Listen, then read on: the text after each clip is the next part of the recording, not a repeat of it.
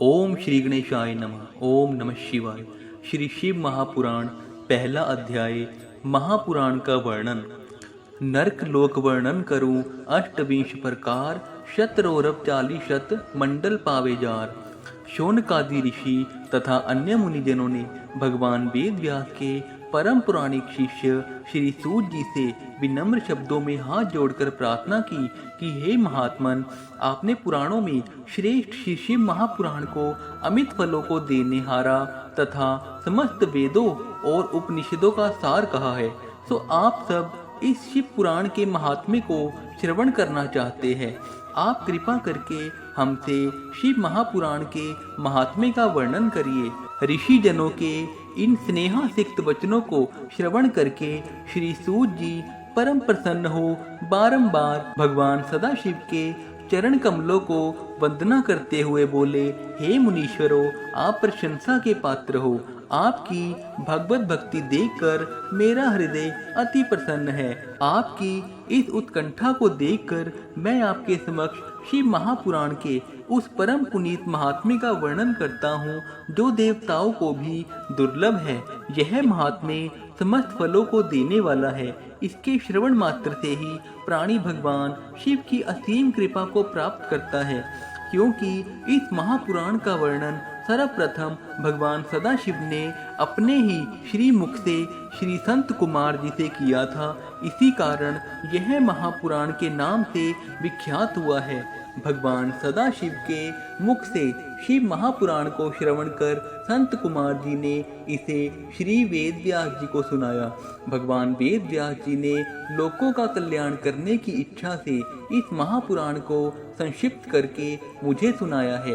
इस परम पुनीत महापुराण के पठन पाठन तथा मनन से कलयुग के प्राणियों का हृदय शुद्ध होता है। वे सत्य पर आरूढ़ होकर भगवान शिव की भक्ति को प्राप्त करते हैं। इस महापुराण के श्रवण मात्र से ही राजसूय यज्ञ का फल प्राप्त होता है। हे मुनिजनों, इस महापुराण के श्रोताओं को शिव रूप जानकर उनकी चरण रज लेने से ही प्राणी के जन्म जन्मांतर के पापों का विनाश हो जाता है।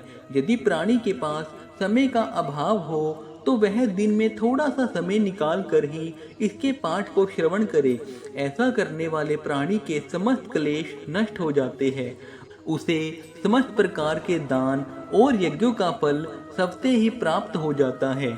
इस महापुराण का श्रवण और भगवान शिव का नाम संकीर्तन कल्प वृक्ष के समान फलों को देने वाला है। पापी जनों और अधर्मियों के लिए यह महापुराण साक्षात अमृत घट के समान है। जिस तरह अमृत का पान करके प्राणी अमृत प्राप्त करता है, उसी तरह इस महापुराण का श्रोता अपने तथा अपने परिवार के समस्त प्राणियों के भी पापों को नष्ट करके सुखों को प्राप्त करता है। इस महापुराण में 7 संहिता है। इन 7 संहिताओं में कुल मिलाकर 24,000 श्लोक हैं। इन श्लोकों में भक्ति, ज्ञान, वैराग्य का अटूट भंडार भरा हुआ है। यह 7 संहिता क्रम अनुसार इस प्रकार है: विद्येश्वर संहिता, रुद्र संहिता, शतरुद्र संहिता, कोटि रुद्र संहिता, उमा संहिता, कैलाश संहिता तथा वायव्य संहिता। इन 7 संहिताओं वाला शिव महापुराण परम दिव्यता को प्राप्त है। यह प्राणी को परम गति प्रदान करने वाला है। जो इस महापुराण को पूर्ण पढ़ लेता है, वह प्राणी भव सागर के समस्त बंधनों से मुक्त हो जाता है।